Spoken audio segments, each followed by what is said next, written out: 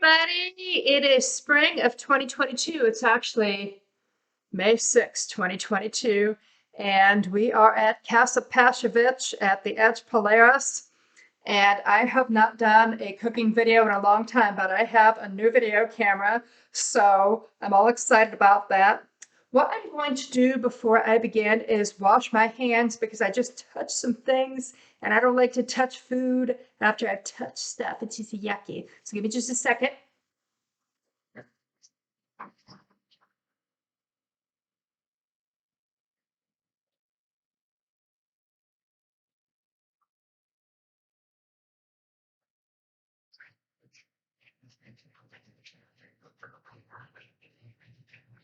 All right. What I am going to be cooking today is a recipe that I have been cooking since I was with my first husband, and we split up in 2002. It's been literally, I've been using this recipe for over 20 years. Some of you are old enough to remember Mary Engelbreit's Home Companion magazine, and I got this particular recipe. This is the page from way long time ago. Oh my God, 1998. It's vintage. This is her old-fashioned oatmeal raisin cookies. And before we get started, I'm just going to read the recipe to you. 3 eggs well beaten, 1 cup raisins, 1 teaspoon vanilla extract, 1 cup butter, softened, 1 1/3 cups brown sugar. Pack the brown sugar or it's not going to be sweet enough. 3/4 cup granulated sugar, 2½ cup flour, 1 teaspoon salt, 1 teaspoon ground cinnamon, 2 teaspoons baking soda, 2 cups oatmeal quick cook, and you can use 3/4 cup pecans if you want to, but I've never used the pecans. The reason that this is the best tasting oatmeal raisin cookie I've ever had is that for an hour, you mix up the vanilla with the egg and you soak the raisins in it. It just plumps them and it smells wonderful. So I've got my flour and rising agents and cinnamon and salt in here. And I've got my 2 sugars here. I've got my quick cook oats, a cup. And I do something a little different with my butter. I do sit it out on the counter to thaw, but sometimes I don't get around to doing that. So I just cut it up in individual pieces and pop it in the microwave. Here's a dirty little secret some people will not tell you. It's okay for the butter to be slightly melted for a cookie recipe. See, it's not okay for the butter to be too hard. Otherwise, you're going to have a hell of a time creaming that butter in with your sugar. And what I do not use a stand mixer like some people do. No, I do not. I use this thing that we grew up with.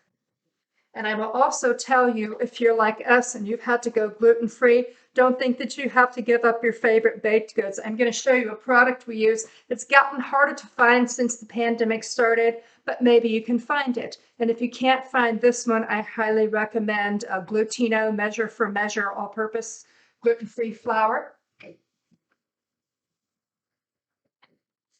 What I use is Pamela's all-purpose flour, artisan blend and whole grain. It's gluten-free and vegan. You use this measure for measure. The texture is exactly the same, and I swear to you, the flavor is exactly the same. The ingredients in this are brown rice flour, tapioca starch, white rice flour, potato starch, sorghum flour, arrowroot starch, guar gum, sweet rice flour, and rice bran. So this is mostly a rice flour, but it's such a good blend. You can blend your own gluten-free flour, but if you can find a product like this, I swear by it. It's very expensive, but we don't eat the amount of baked goods that we used to. I find this at Raisin Rack in Westerville. I'm not sure where you live, those of you that are watching this, but I highly recommend this. All righty. Now, this is the first time in about 3 or 4 years I've made this because we've just this past week started eating cookies again, thanks to my beautiful friend Sarah, who brought us a gluten-free cookie bar over. We didn't know that we could eat cookies, but we didn't get sick.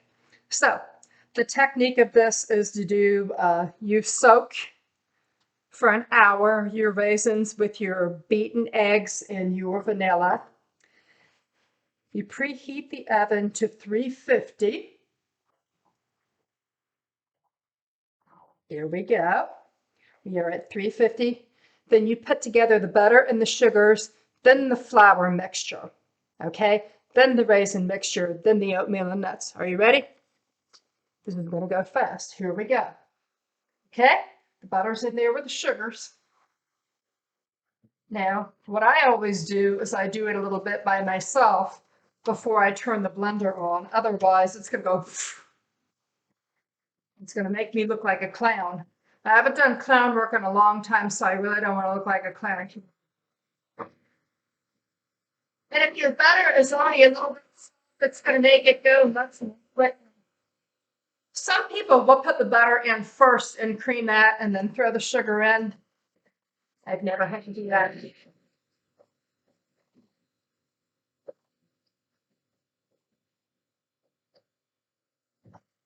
See how quickly that came together? Now, would you believe I've already forgotten the order in which I'm supposed to put things in? This is what's going to happen to you when you're middle-aged. You're going to forget what you're doing while you're doing it. Okay, then the dry ingredients. And I mixed all that up beforehand. So it is going to go really fast. Here we go again. Let's mix that up a little bit at a time. And you can even put a spoon in there to pull it down if you want. Oh my goodness. I wish you could smell this. Now, the thing that makes brown sugar different from white sugar is molasses. It is delicious. It just gives it a kick of flavor that it would not otherwise have. A little bit of moisture. I say moist. Good for me. Alrighty. So at that point, it kind of resembles fine breadcrumbs. Here we go. Yum, yum. Now, those of you who have seen my cooking videos, my kitchen is much larger than the one that we had at the other place. And I do like having a larger kitchen. I used to brag that I could bake and cook in a hole in the wall. And I've done that many times.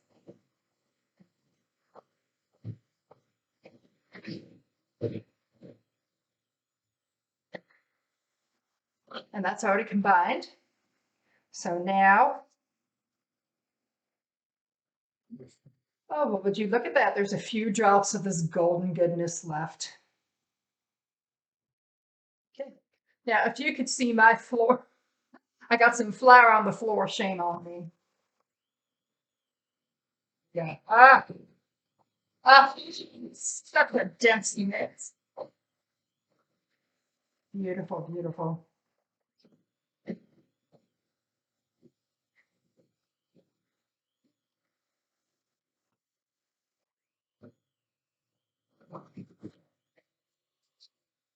The rest, I'm going to go ahead and mix by hand because that makes it easier for me.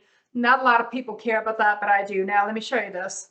If you've got some friends or some kids or a spouse around, you can get them to lick the beaters.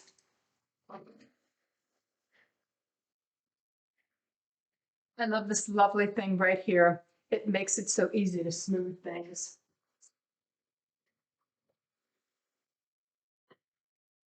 Well, it's actually together pretty nicely. Wow. Now, I do have another recipe that's from historic Westerville. Some couple brothers opened up a bakery in Uptown, and they had a cookie recipe that you form into a dough. It's a very thick dough, and then you put it in the refrigerator to chill, and then you cut the cookies apart. It's absolutely stunning. Now, this is our gorgeous cookie dough. And if you can resist yourself, what you're going to do, the size of a walnut, they say. My baking sheet will hold about, I could put more of these on here, but I just typically bake 9 at a time. You can mash them down if you want to.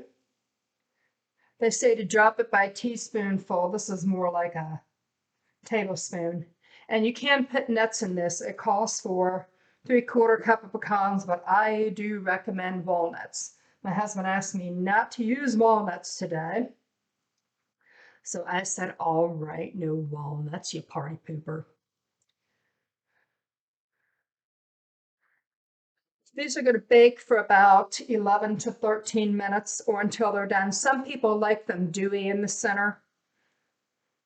You bake them for however long as you want to. When you make your first batch, you're going to know exactly how long you want to make them. But again, the secret to these is just the soaking of the raisins. It's kind of like when you use dried shiitakes, you reconstitute those before you put them in your stir fry or whatever it is you're using them for, and it makes them taste better. And then you can use that broth for something too.